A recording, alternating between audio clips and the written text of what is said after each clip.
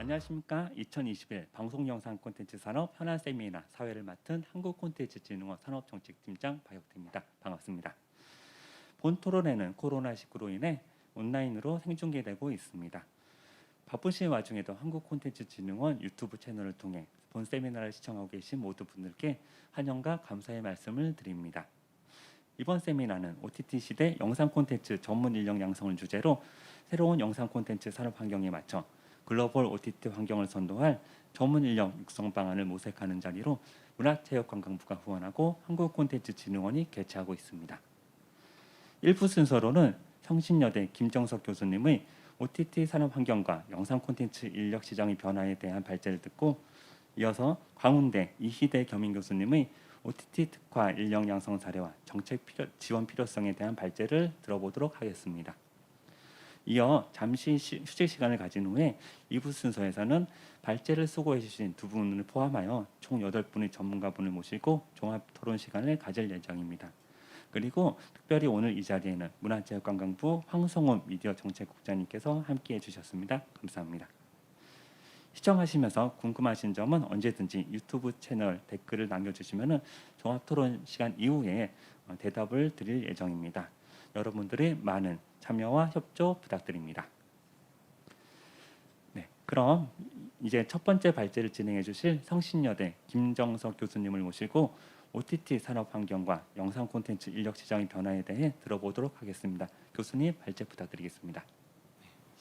안녕하세요. OTT 운용 체제나 OTT에 맞는 기획 투자 이런 과목을 가르치는 것들을 결합해서 기존의 학과들을 융합적으로 재편하는 것들이 더 유망해 보인다, 이렇게 말씀드릴 수 있겠습니다. 우리도 그런 방식의 OTT 분야에서도 필요할 것 같아요. 광운대 걸 봤더니 비매체 전공 학생한테도 기회를 부여하는 게 되게 특색이 있었지만, 그리고 앞으로 학과 단위로 좀 집적한다면 조금 더 집중성이 좋지 않을까, 이런 생각을 해봤습니다. 이 부분에 관해서는 두 번째 발제하시는 교수님께서 더 상세히 설명하실 걸로 봅니다. 그렇기 때문에 체계적으로 접근하면 좋겠습니다. 이상으로 OTT 산업 특성을 살펴보고 인력을 어떻게 육성할까, 그 부분에 대해서 고민을 나눠봤습니다. 이따가 토론 시간에 또 다양한 의견들을 기대하겠습니다. 감사합니다. 네, 김정석 교수님 발제 감사합니다. 지금까지 OTT 시장이 요구하는 현장 전문 인력 요건과 OTT 전문 인력 양성을 위한 정책을 제안해 주셨습니다. 네, 다음으로는 OTT 특화 인력 양성 사례와 정책 지원 필요성이란 주제로 광운대 이희대 겸임 교수님께서 발제를 진행해 주시겠습니다. 부탁드리겠습니다. 네, 안녕하십니까. 광운대학교 OTT 미디어 전공의 이희대입니다. 일단 OTT라는 말을 정의를 한 번만 더 하겠습니다. 요새는 넷플릭스 뭐 이런 게 이제 먼저 떠오르니까 웰메이드 컨텐츠가 나오는 그런 플랫폼만 생각하시는데, 사실은 유튜브도 아프리카 TV도 다 OTT입니다. 온라인 플랫폼은. 그런 측면에서 좀 봐주시면 좋을 것 같고요. 네, 차례는 뭐 설명하면서 말씀드리도록 하겠습니다. 지금 앞서도 우리 교수님 말씀 주셨지만 뭐 아카데미, 골든글로브, 뭐 K-팝, 말 그대로 우리나라 K 컨텐츠 돌풍입니다. 그리고 뭐 아시는 분 계셨을지 모르겠는데요, 9월 말에 우리 넷플릭스 상위 10위 안에 있는 컨텐츠 3개가 오징어 게임에다가 갯마을 차차차, 세 번째가 굿닥터인데 굿닥터마저 우리나라 원작입니다. 그러니까 말 그대로 휩쓴 거죠. 휩쓴 겁니다. 그래서 이제 우리 넷플릭스 대표님이 저 옷 입고 나오시고 이런 상황까지 온 거죠. 자, 그럼 진짜 K 콘텐츠, K 스토리 전 세계 리딩의 시대냐? 근데 이거에 대해서는 해석이 분분합니다. 뭐 아까 국감 말씀도 주셨는데요. 넷플릭스 쪽에서는 좋았다. 얼마나 좋은 효과가 있었냐라고 얘기를 했고, 최근 얘기죠. 오징어 얘기가 있었으니까 오징어 게임. 근데 이제 반면 우리나라는 야, 우리 결국은 합청만 하고 실제로는 그냥 열심히만 하고 덕본 거는, 그러니까 여기 저 괜찮은 기사가 써 있어요. 제주는 한국이 부리고 돈은 글로벌 플랫폼이 가져가는 거 아니야? 해석이 분분합니다만 어쨌든 이런 측면에서 아마도 오늘 이 자리도 그러니까 이 OTT라고 하는 쪽에 전문적인 인재나 이런 쪽에 대해서 한번 우리 점검해봐야 되지 않을까 이런 얘기가 있지 않았을까. 자, 그럼 시간을 좀 돌려볼게요. 그럼 넷플릭스 언제 왔을까요? 2016년도에 우리나라에 왔습니다. 그리고 그때 1년쯤 지났을까요? 이런 기사가 나왔습니다. 아직 넷플릭스는 우리나라에는 좀 어색하다. 그랬는데 지금 현재 우리가 오늘을 맞이하고 있죠. 자, 이런 상황일 때 저는 원래 지금 제가 여기 겸임으로 광운대학교에 전공을 진행하고 있는데 실제 제 직업은 프로듀서입니다. 그리고 그 방송하고 통신이 처음 믹스되어 있는 지상파 DMB라고 하는 좀 독특한 미디어에서 근무를 좀 했었기 때문에 한참 그 두 개를 합치는 여러 가지 결합을 좀 했었고요. 그러다 보니까 이제 OTT라는 개념에 대해서 조금 더 빨리 좀 알게 된 건데요. 그래서 제 이제 뭐 스토리일 수도 있고 오늘 이제 어쨌든 제가 사례를 얘기 드리는 거니까 2015년이 조금 특이한 해였는데요. 처음으로 스마트폰이 PC를 추월했다. 그래서 우리가 미디어를 소비하는 방식이 바뀌었다. 그리고 구글 코리아에서 우리나라 유튜브의 모바일 시청이 심상치 않다라고 얘기도 했던 그런 때입니다. 그러면서 동시에 이거 기억하실 것 같아요. 우리나라에 1인 미디어 스타들이 막 나오면서 회사들이 막 만들어졌죠. 기억하실 것 같은데요. 그리고 그 인기를 얻고 우리나라에서 마이리틀 텔레비전 그리고 신서유기가 처음으로 네이버 TV에서 그러니까 TV 편성이 아니라 OTT 편성이 처음으로 된 거죠. 그리고 웹 드라마가 인기를 끌고 그리고 그 오른쪽 밑에 있는 이제 저도 컨텐츠를 하나 만들었었는데요. 이때가 나름 제가 이제 지상파 방송사에 있었는데 뉴스를 지금이야 뉴스로 우리 그 유튜브 같은 데서 컨텐츠 만드시는 분들 많지만 당시에는 지상파에서 뉴스를 크리에이터가 진행한다?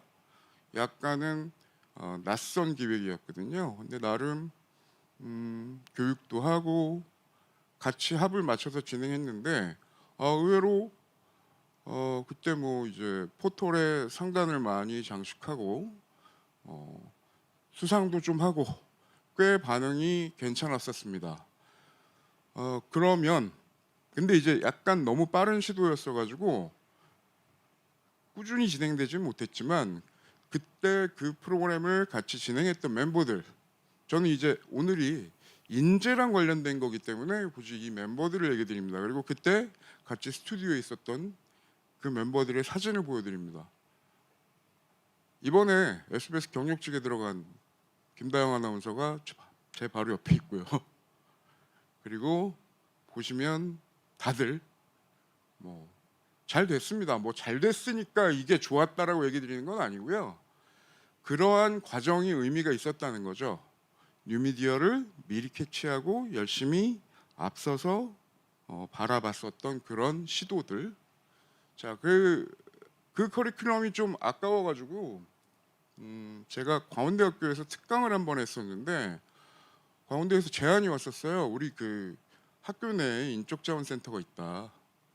그리고 이거를 일반인 대상으로 한번 교육을 하면 어떻겠느냐라고 얘기를 주셔서 한 1년 정도 교육을 했는데요. 지금도 그러니까 그때 그 교육을 받고 연합뉴스에 가서 자동차 크리에이터, 그러니까 연합뉴스 제1호 기자 크리에이터인 최서영 크리에이터가 지금도 활동 중이고요. 저기 박준영 씨가 보이시나요? 같이 지금 자동차 쪽으로 열심히 활동하고 있고, 그다음에 이건복 크리에이터는 그때 북크리에이터를 시작했는데 뭐 베스트셀러 작가가 됐죠. 책을 4권 냈으니까. 그다음에 정성균 크리에이터도 베스트셀러 작가입니다. 자, 그리고 이제 광운대학교에서 뭐 이런 뭐 반응도 좋았고 좋은 분들도 나왔으니까, 네, 2017년도에 그때는 이름조차 낯설었던, 지금 벌써 5년 전입니다. OTT 미디어 프로듀싱이라고 하는 이름으로 미디어 커뮤니케이션 학부하고 동북아 문화산업 학부. 동북아 문화산업 학부는 뭐 중국어, 일본어 이런 데를 가르치는 곳인데, 마침 그때 당시에 해외 진출 막 하던 인력들이 미디어랑 관련된 것들이 필요하다고 하셔가지고 같이 모여가지고 만들었습니다. 그리고 예, 지금 OTT 각 분야에 진출하고 있고, 이제 벌써 4년이 됐으니까 전공한 지 졸업생들 배출하는 상황이 됐죠. 뭐 웨이브도 갔고, 뭐 인터파크도 갔고, 뭐 미디어 커머스, 심지어 뭐 과기부 산하단체에도 가고, 유명한 크리에이터들도 있고. 자, 전공 자체에 대해서 아주 설명을 드리면 조금 빨랐지만, 아까 말씀드렸던 것처럼 저는 유튜브도 OTT로 본다고 말씀드렸습니다. OTT의 가장 큰 차이점은 앱 플랫폼 기반이기 때문에 국경이 없다는 거거든요. 그게 제일 핵심입니다. 어쨌든 국경 없는 미디어 전쟁에서 살아남을 수 있는 친구들을 한번 키워보자. 왜냐하면 제가 미디어 현장에서 느꼈던 거기 때문에. 그래서 약간 생소한 저런 과목들이 만들어졌죠. OTT 컨텐츠 기획, 제작, OTT 플랫폼의 전략을 파악해보자. 심지어 마지막은, 저희 마지막 과목은 이렇습니다. 미디어 스타트업 도전해보기가 과목입니다. 예.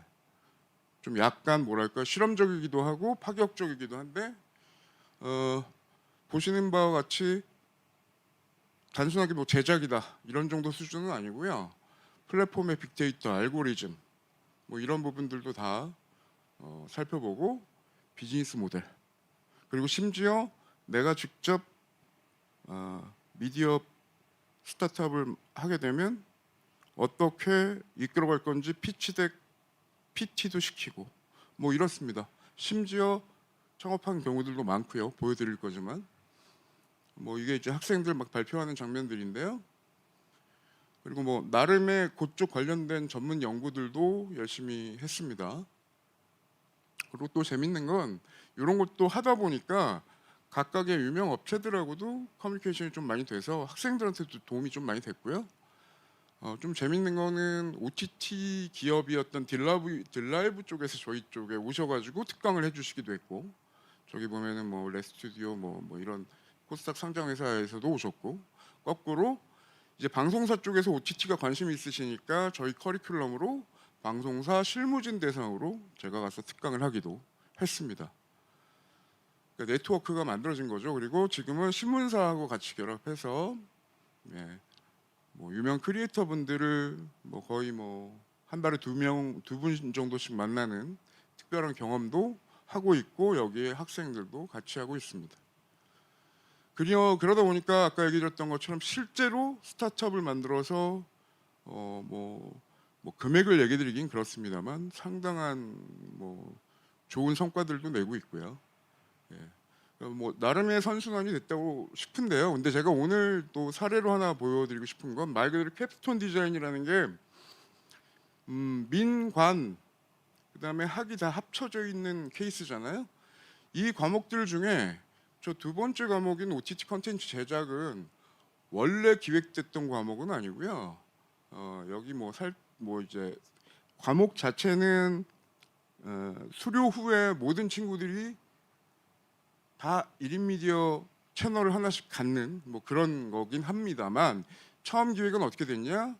예, 뭐 여기 문체부에 와서 타부처 얘기하긴 그렇습니다만, 그 부처에서도 약간의 지원이 있었고요. 그다음에 민간 기업에서도, 그리고 학교에서도 같이 믹스가 돼서 만든 거고, 보시면 예, 웬만해서 모시기 힘든 분들이 강사로 오십니다. 아프리카 TV 사장님, MBC 제작센터장, 웨이브 정책실장님, 뭐 드라마 대표이사, 뭐 드론 전문가, 빅데이터 솔루션 회사의 대표님, AI 회사 대표님 이런 분들이 오세요.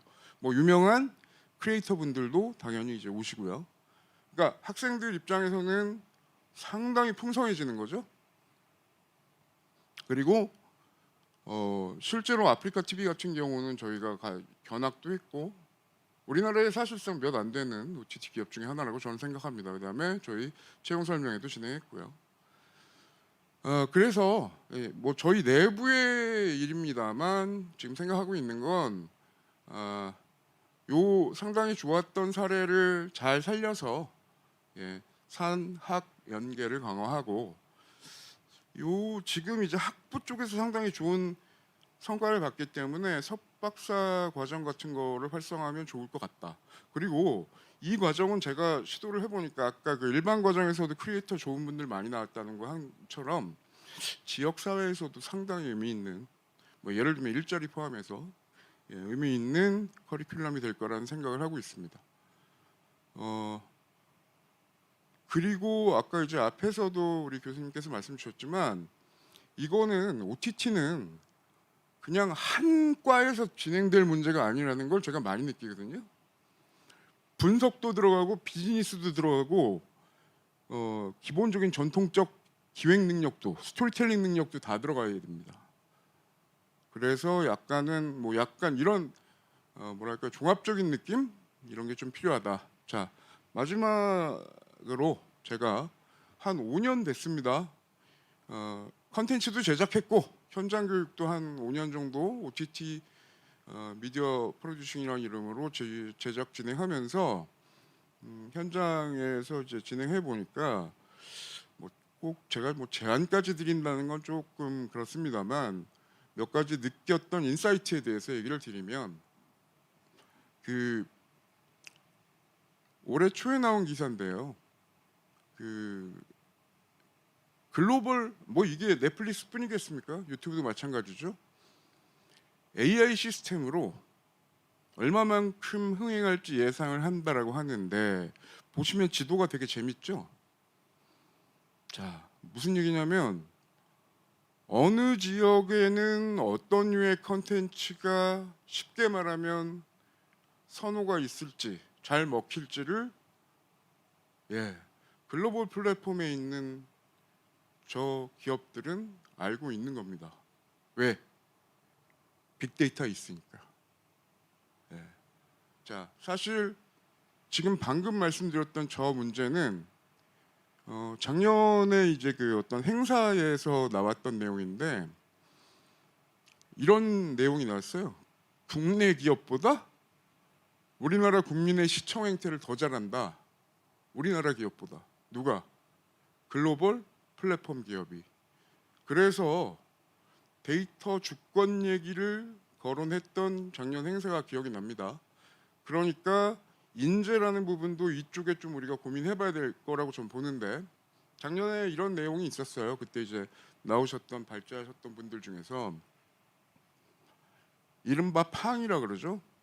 그러니까 글로벌 플랫폼 회사들이 뭐 전 독과점은 좀 다른 문제고 국내 기업보다 우리나라 국민들을 더 잘한다. 왜?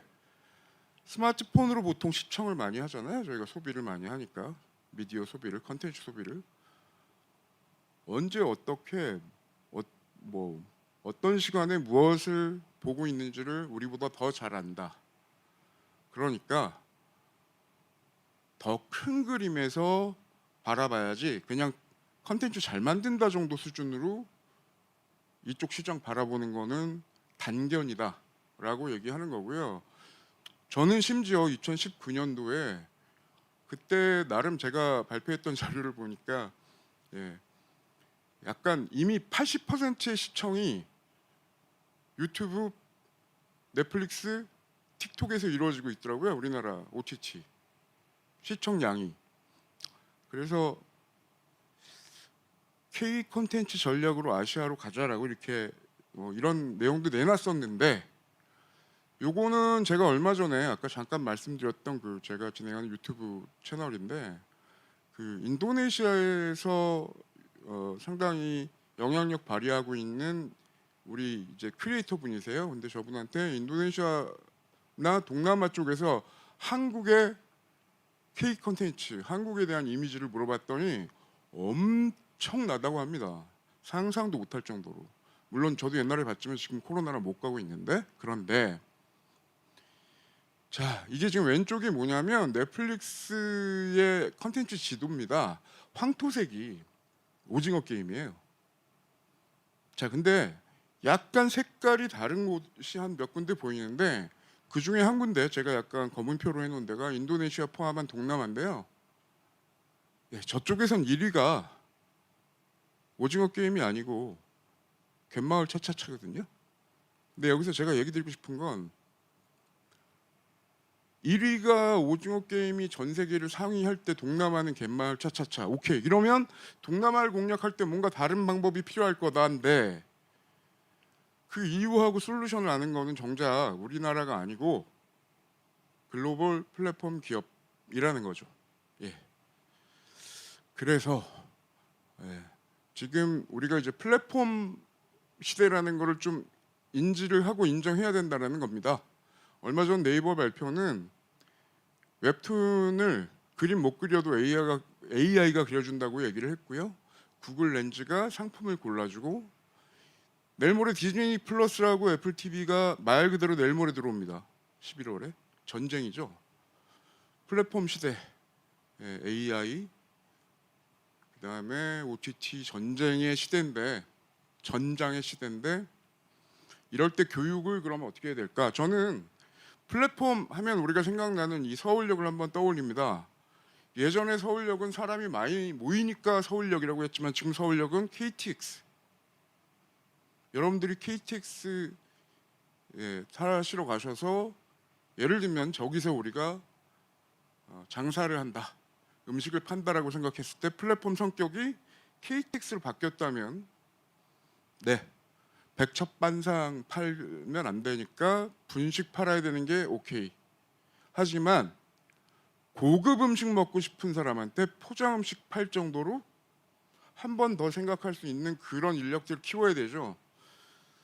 그래서 제가 학부에서는 이해하는 거 가르쳤다면 저는 분석, 그다음에 비즈니스적인 가치, 그다음에 문화 콘텐츠로 개발하는 기획 능력 이렇게 제안을 하고 싶습니다. 그런 측면에서 이 부분요. 그러니까 빅데이터 분석, 그다음에 비즈니스 부대를 보는 뭐 경영학과라든지 이런 쪽, 그리고 인문 쪽에 해당되는 컨텐츠와 관련된 쪽, 이쪽이 다 필요하다고 저는 생각하고요. 믹스돼야 되고, 제가 하나만 얘기 드리면 기초과학이 발달된 데서 노벨상이 나옵니다. 근데 우리가 의외로 기초를 약간 무시하고 우리 기성의 예단이나 편협성이나 약간 근자감이라 그러나요? 그런 게 좀 있는 경우가 있어서 마지막으로 이 그림을 한번 보여드립니다. 아까 잠깐 지나쳐 나왔는데요. 자, OTT 시대는 제가 국경이 없다 그랬죠. 이 기사를 꼭 봐주십시오. 2017년도에 기사인데 찻잔 속 태풍으로 그칠 거다, 넷플릭스. 근데 저기에 안타깝게도 인터뷰가 접니다. 제가 죄송스럽게도. 그러니까 저도 그때 좀 많이 저 이후에 보면서 많이 좀 마음에 그런 것들이 많이 남아가지고 감히 제가 오늘 이런 얘기를 드리고, 그만큼 인재가 중요하고 저도 저 뒤로 빅데이터 관련된 공부를 좀 시작했다는 얘기를 다시 한번 드리도록 하겠습니다. 감사합니다. 네, 이희대 겸임 교수님 감사합니다. OTT 특화 대학 교육 과정의 운영 사례와 함께 현장 교육 경험에 기반한 정책 지원 필요성에 대해 발표해 주셨습니다. 네, 이것으로 1부 순서를 마치고요. 잠시 휴식 시간을 가진 이후에 전문가분들을 모시고 종합 토론을 진행하도록 하겠습니다. 그럼 잠시 후에 뵙겠습니다. 감사합니다.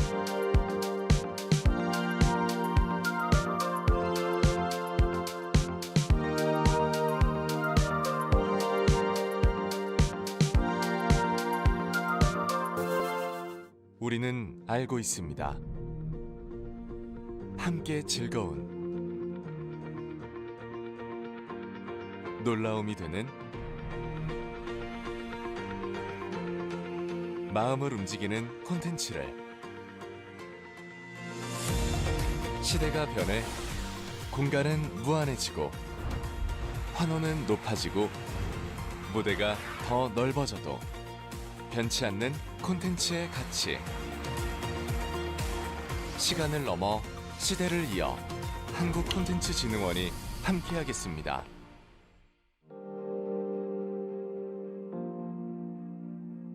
네, 안녕하십니까. 저 오늘 토론회를 사회를 맡게 된 순천향대학교 미디어 커뮤니케이션학과 정윤경입니다. 두 교수님의 오늘 토론 발표 내용을 잘 들었는데요. 이 발표 내용을 바탕으로 또 오늘 여러 분야의 교육 전문가들 또 업계에 계신 전문가들을 모시고 종합 토론해 보는 시간을 갖도록 하겠습니다. 먼저 함께 하실 분들을 소개해 드리겠습니다. 미디어 인큐베이터 오리 김나리 대표님 소개해 드리겠습니다. 네, 그리고 그 옆에 도레미 엔터테인먼트 김운호 본부장님 나와 주셨습니다. 네, 드라마 제작사 협회 배대식 국장님이십니다. 네, 동덕여대 교수님이시고 또 예전에 SBS 예능 PD를 하셨던 이동규 교수님 나와 주셨습니다. 네, 또 제 왼쪽 옆에 호서대학교 이준호 교수님께서 나와 주셨습니다.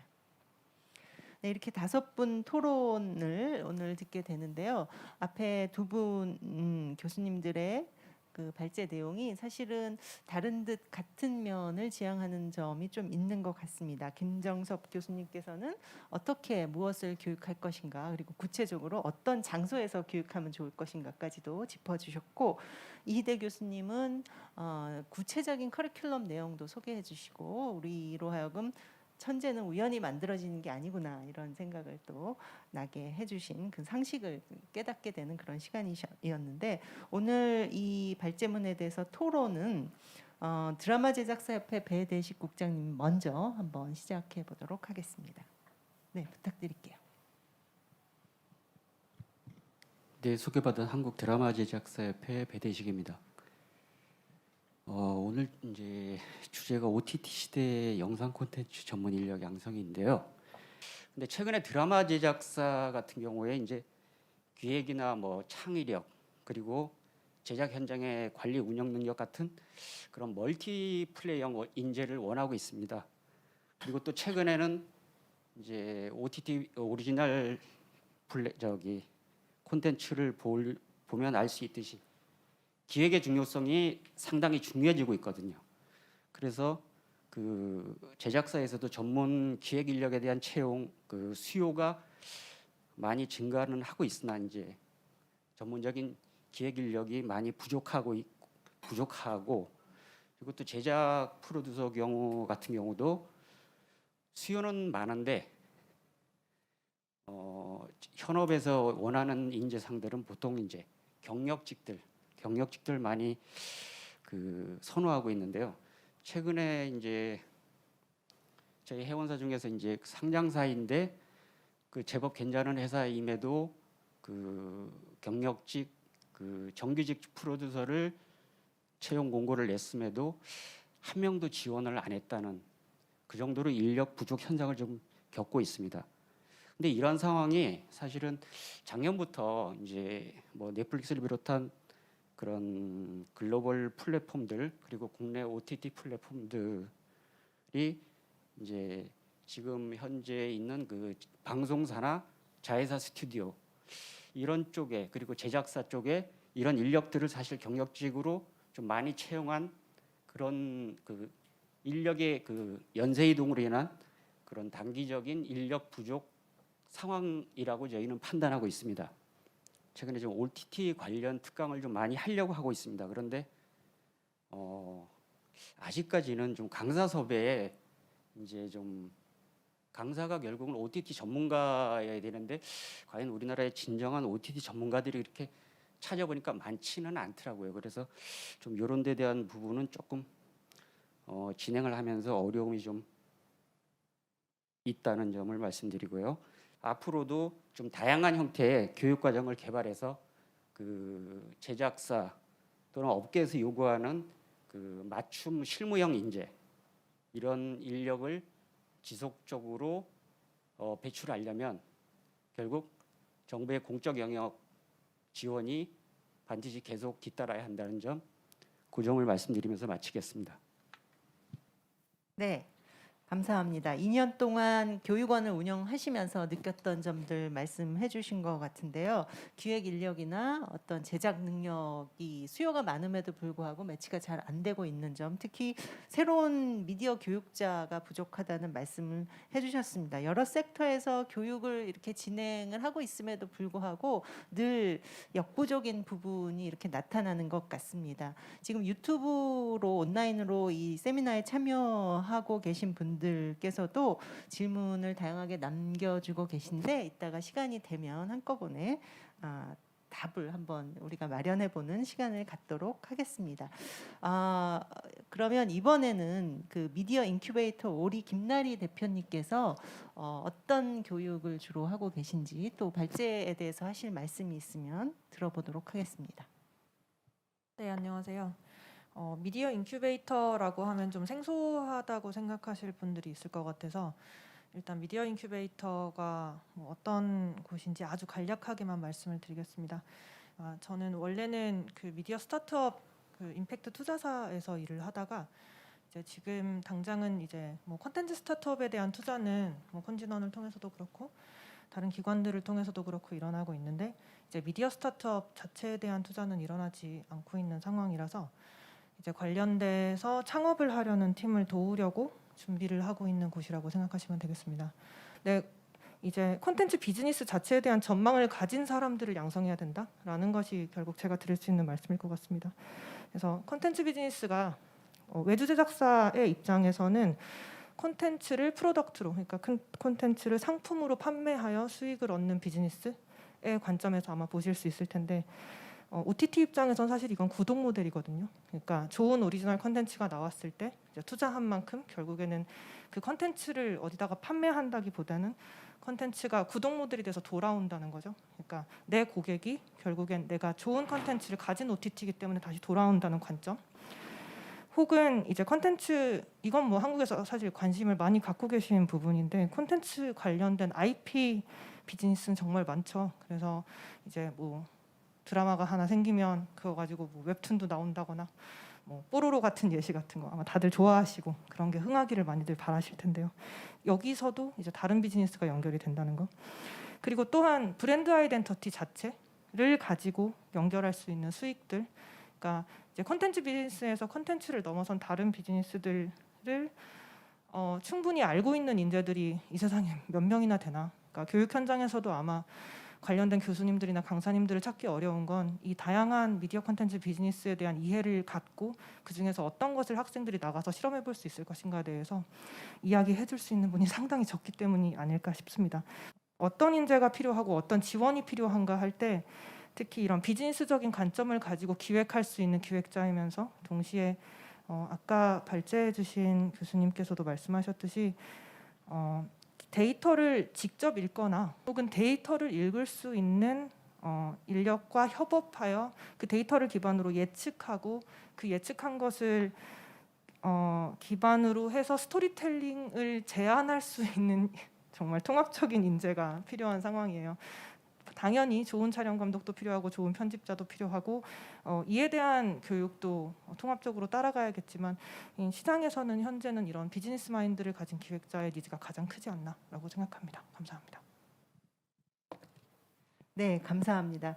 매우 그 마음이 무거운 얘기까지 다 해주신 것 같아요. 지금 현장에서 일어나고 있는 것은 노동의 현장에서 일어나고 있는 일은 사실상 혼란과 혼동과 모든 일을 다 해낼 수 있고 모든 일을 또 다 해야만 하는 그런 현장의 어려움을 얘기해 주셨고요. 지금 실시간 그 채팅으로 올라오는 글을 보더라도 현장에서의 삶은 너무나 열악하다. 고강도의 저임금의 현실 이런 것들을 얘기하고 계시고, 또 어떤 분은 또 반드시 그런 취업을 이란 것을 그 구태연한 레가시 미디어의 취업이란 것을 이 시기에도 꼭 생각해야 되는가, 뭐 이런 이야기들이 올라오고 있습니다. 그럼에도 불구하고 이런 혼란과 혼동의 시대에 우리가 인력을 어떻게 교육해야 되는 것인가, 구체적으로 기획이나 제작, 유통에서 어떤 것을 배워야 되고, 또 우리가 같이 어떤 것을 실험해 볼 수 있는가에 대해서 이야기를 해주셨고, 결국은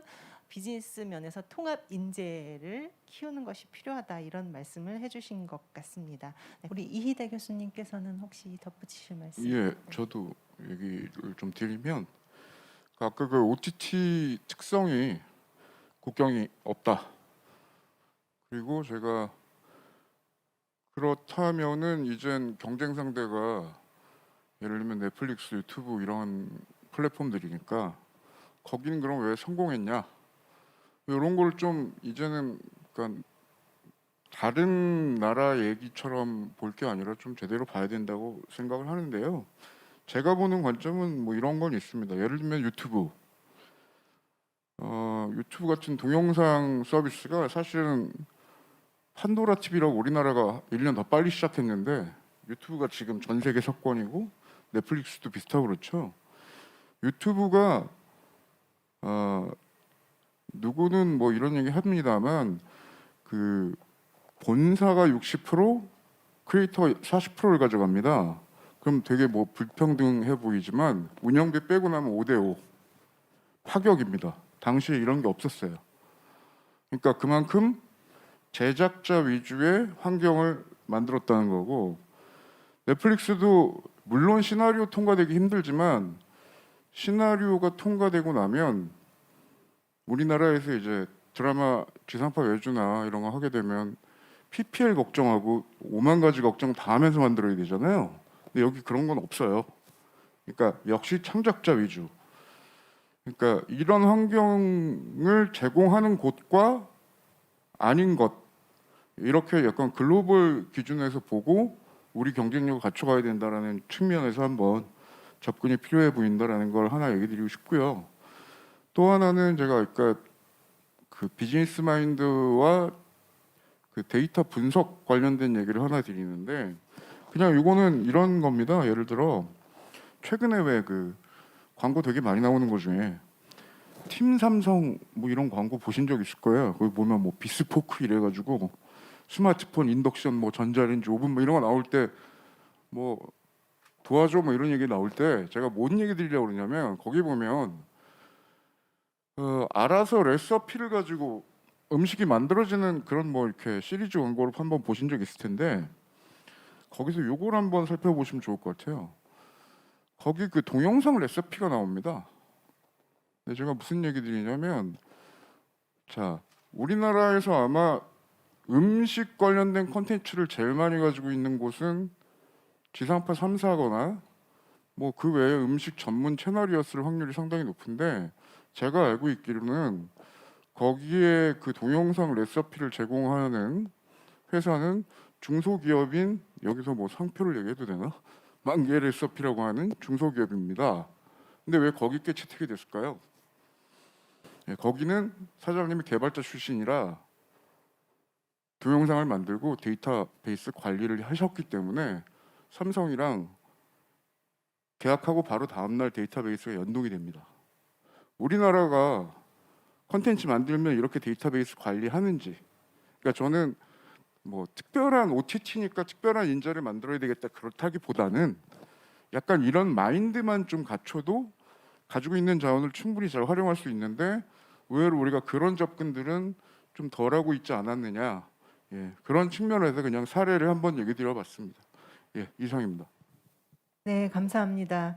어찌되었던 현재의 대학 교육이라든지 교육 과정의 개편은 필요하다는데 모두 다 공감하시는 것 같고요. 또 그 창작자에 대한 처우가 중요하다라는 말씀, 오늘 온라인 채팅창에도 묵묵히 일하고 있는 그 제작 현장의 인력에 대한 배려가 필요하다라는 말씀을 많이 올려주고 계신데, 열정페이가 좀 이제는 열정페이가 없어지고 열정이 제대로 보상되는 그런 세상이 되기 바라고, 그러기 위해서는 어떤 정책적인 지원도 필요할 것 같다라는 생각이 듭니다. 토론하실 분께서 혹시 더 덧붙이실 말씀이 없으시면 플로어에 혹시 질문이나 있으실까요? 네, 시간이 좀 연장이 되어서 오늘 혹시 있으시면 채팅창에 더 올려주시기를 바라고요. 오늘 좋은 말씀 해주신 토론자분들, 또 오늘 무엇보다도 발표하시냐고 애쓰신 두 분 교수님께 감사드리면서 오늘 세미나를 여기서 마치도록 하겠습니다. 감사합니다.